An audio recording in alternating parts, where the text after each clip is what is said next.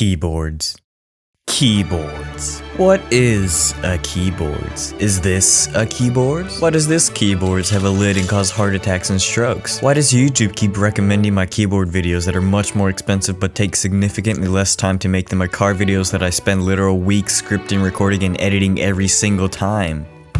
I don't care anymore, and I'm gonna make more of these because they're just easy to make, and this keyboard is dope. Like and subscribe right now, or else I will only take the recommended dose of up to 6 doses within 24 hours whenever I have a headache. Also, the pollen is crazy right now, my nose is stuffy. This is the Novelkeys NK87 aluminum edition. It's currently being sold for $225, but I utterly robbed it for $75 on a clearance sale. Because of that, I thought it wouldn't be fair to review this as a $75 mechanical keyboard, so I will be unboxing and building this thing in the usual format while occasionally saying something completely unrelated. The sound test will be at the very end of the video, and I dropped my water bottle on the concrete pavement and it got a dent.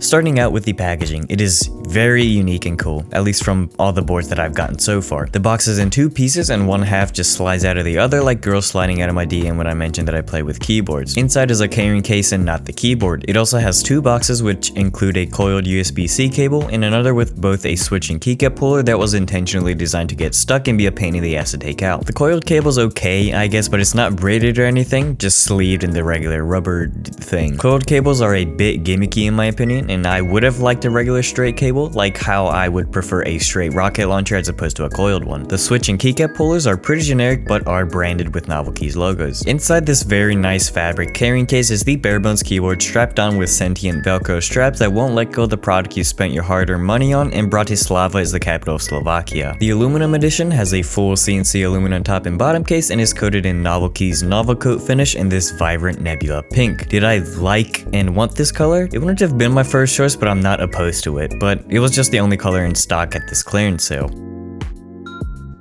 When we flip this literal brick over, we see there are rubber strips along the bottom with the feet part bulging like 0.5 millimeter, like you when you were in high school when you got asked to dance at homecoming for the first time. To open this thing up, there are T7 Torx screws connecting the plate to the bottom case. Isn't it exhilarating that most people need to buy new bits to tinker with an expensive hobbyist product? Also, a lot of Torx bits like mine tend to strip bolts and screws because they're convex and not flat or concave. I've seen enough Torx bolts in my car, I don't want to see it in another hobby of mine. Also, the Novelkeys site says T6 Torx screws, but I used a T7 bit, so I don't know what it officially is, but I would use a T7. Anyway, sitting on the bottom plate is a thin layer of silicone damping foam. There are silicone gaskets on the top case all around where the 2 parts of the case meet, having like a factory force break mod to reduce pinging even more like your useless teammates in Apex spamming the ping button where they get knocked 3 seconds into a fight. There are more T7 Torx screws holding the plate to the top case, and once we take them off, we have our plate and PCB. The PCB is head onto the plate with 2 Phillips screws, and there is a layer of silicone foam in between them. And here's the PCB. This keyboard on clearance was cheap because it was the first batch, which had a unique feature where the stabilizers would short and fry the PCB. The current second batch apparently fixes that issue with a washer on the stabs screws, and I think that's it. And cucumbers and jellyfish are 95% water, therefore jellyfish are cucumbers and vice versa. Everything else seems to be completely identical as the first batch, like cucumbers are to jellyfish, but correct me if I'm wrong in the comments. As of me recording this, it has completely sold out, so you losers watching this video missed out on a great deal. I got a set of Duroc V2 stabilizers for $20 since the Novelkeys stabs are apparently still subpar, and lubed them up with Krytox 205G0. I then put a bit of tape on the PCB. That's a cool alliteration. I then put a bit of tape on the PCB, and I avoided all the screw holes and screws for the stabilizers, and worms are disgusting. While my little servant puts this thing back together while the screen is blank, let me remind you to leave a like and subscribe. It's free, it takes approximately 4 seconds, and the longest loaf of bread was 1.2 kilometers long. Well, it looks like while you were liking and subscribing, the little servant has finished putting the keyboard back together, so let's continue on with the video. The switches I use are gateron milky yellow cat V2s, but I spent half a workday looping every single one of them with the same Krytox loop, so they sound super quiet and feel smooth and stable. With a very cool transition, the switches are now installed. The keycaps are cherry ambers, also from Novelkeys. These are die-sub PBT keycaps that are white with red text. With another one of those cool snappy transitions, they are installed.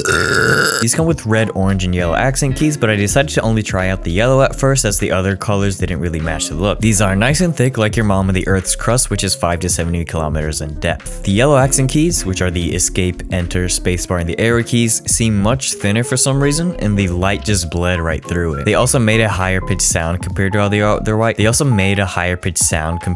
other white. Caps. Compared to all the other white keycaps. And this was the case with the other colors as well. It was bothering me quite a bit, so I decided to switch everything to white. This thing feels solid as absolute and feels like I'm knocking smooth, wet pebbles on a big rock. There is quite a bit of hollowness from the spacebar, and it seems mostly because it's a gigantic 7U spacebar. I initially screwed up the stabilizer lube and it sounded like this, but I fixed it and it sounds completely fine now. I also completely forgot to mention that this thing is QMK and VIA compatible, and once you flash the firmware, the keyboard is fully customizable, including the south-facing RGBs that it has. Compared to the Keychron Q6, this thing has no ping whatsoever. Each keystroke sounds crispy and clear, and almost like I'm slapping keys onto a solid chunk of dense metal. It has more of a slapping sound than a clack or a thunk. I'm awful at tuning stabs, so the big keys sound a bit rattly, but don't worry about that. The colors are vibrant, the presentation accessories are great, and the build quality is considerable. And this specific build was cheaper than just the Barebone kit for the Keychron Q6. I'm not sure if I would ever pay full price for this keyboard though, just because I'm cheap, and the Latin name for the element lead is plumbum. But with that being said, that was a half-ass video of the Novelkeys NK87 aluminum edition. Leave a like and subscribe to the channel. If you want to see a video about a keyboard that I replaced my fried keyboard with, click the icon on the top right or the link in the description. The sound test will be right after this. Thank you very much for watching. Stay safe, don't die, and cows have no upper front teeth. See ya.